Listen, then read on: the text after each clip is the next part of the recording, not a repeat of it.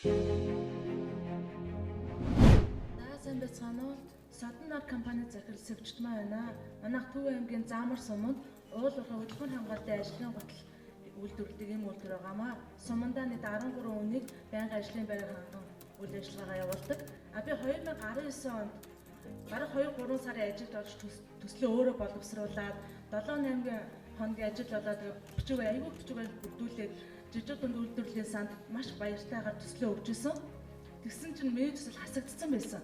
Яагаад хасагдчихваа гэж гуйгаад очисон чинь миний төслийг нэг ч удаа задлж үзээгүйсэн, бүр лацтайгаа байсан. Тэгсэрний хасцсан байсан. За тэгээ энэ ингээд бодгүй юм байж энэ чинь бүтдэггүй юм байж гэх.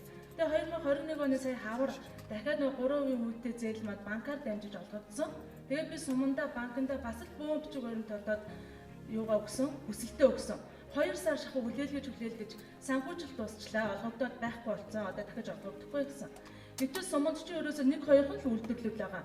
Эхлээд ягаад үйлдвэрлэлтэй өгчөөд юу яаж болдгоо вэ? Тэгсэн чинь манай суманд ерөөсөө дан хүнсний дэлгүүрүүдэд нөгөө нэг зээлэд хараад дууссан гэсэн. Айгүй гомдолтой. Тэгэхээр яг энэ 3% хүүтэй энэ зээл чинь яг очих өстой баялаг бүтээчнэртэй очиж чадчих гин үү? Чадахгүй байна.